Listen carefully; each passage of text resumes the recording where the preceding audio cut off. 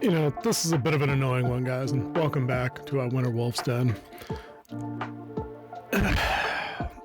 I'm scratching my head at this one here, so I thought we had a shot at probably getting something fun, but headline from CBR.com.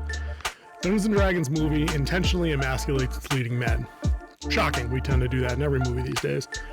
The Dungeons & Dragons movie's writing team revealed they intentionally emasculated the leading men in the film and put the women on the front lines. Shocking. That's how we roll. But they try to play it off, though, as I think maybe they're trying to do a little damage control. I'm no longer at the point where I can give them any kind of benefit of the doubt. I just mean Hollywood in general. I'm not here to give them the benefit of the doubt anymore when it comes to how they treat, you know, male characters or the heroic archetypes, things like that anymore. But here's what they have to say.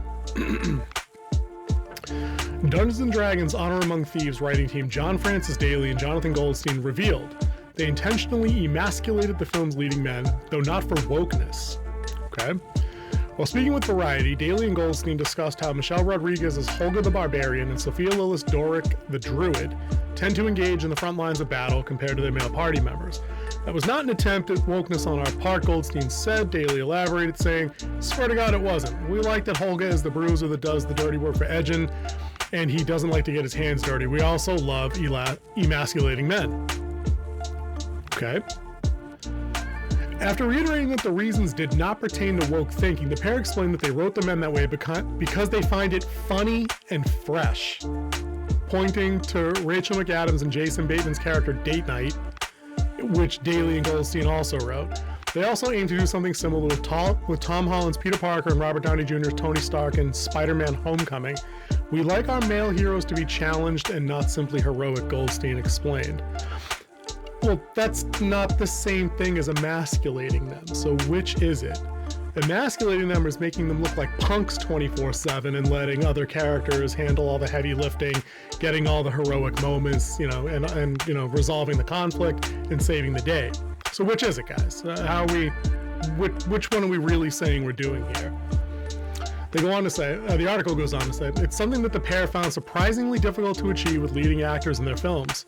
While they did not name names, they noted that they had had experiences with a couple of male actors in the past who refused to look weak or vulnerable in a film.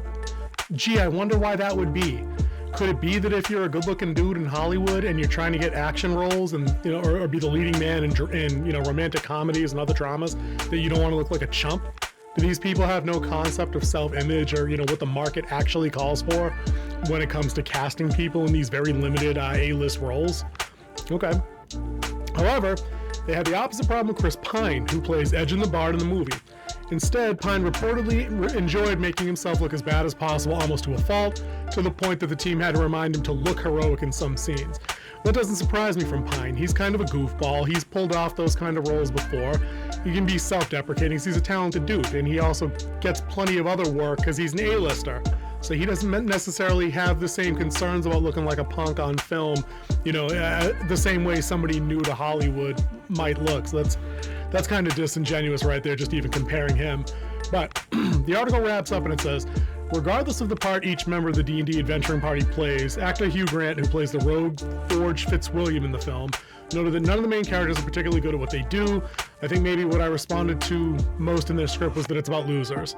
This little band of comrades, they're all a bit crap. You're not as great at being a bard, Grant said. The magician, played by Justice Smith, is really bad. What do they call magicians in Dungeons & Dragons? Sorcerer. He's not much good. And Michelle Rodriguez's character has been thrown out of whatever and is still in love with her husband who is in love with someone else. All right, short article, couple of thoughts here. If it were 2020 or 1990 or 1980 or really anywhere up until about 2010, 2015-ish, I wouldn't care. Because we've had a glut of movies since about 2015-ish that literally do nothing except shit on guys all the time. Comedic roles, action roles, guys are taking a backseat across the board in movies that traditionally kind of cater to guys as a market, even though that they also draw a good number of women also to those kind of films. But guys have been dumped on routinely by Hollywood for a hot minute now. You need look no further than the Marvel flicks. There's a reason in certain circles it's called the MCU going forward from Phase 4. It all makes sense when you look at the number of male characters being replaced by female legacy characters. And yeah, they exist in print, but you know what? They exist in print from the shittiest eras of comics that have sold the least and the fewest. So put that point away. It doesn't work here. Right? This movie could have been taken in for good fun, the same way, you know, other movies in the 80s and 90s that were comedies could have been taken in for fun.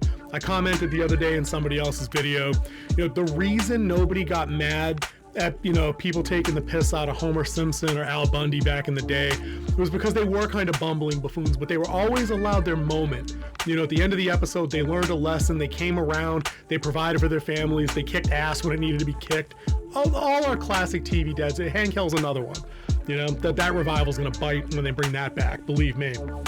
You know, but when the guys get dumped on, there's always a give and take to that. You know, you're not always on the receiving end of being the butt of the joke. So I'm not willing to give this movie any kind of benefit of the doubt at this point, where they're expecting me to believe that everybody is the butt of the joke in this movie because they are the underachieving band of dipshits, or whatever Hugh Grant called them here on the screen in that paragraph. You know, I'm going to downgrade this from cautiously optimistic to wait and see. It's not getting my cash out of wallet opening weekend or anything like that. I can't risk it anymore. My time is limited. I can't get out to see these things and be disappointed. And, you know, they might say that everybody's a bit crap in this movie, but I'm betting that's kind of slanted one way more than it is the other.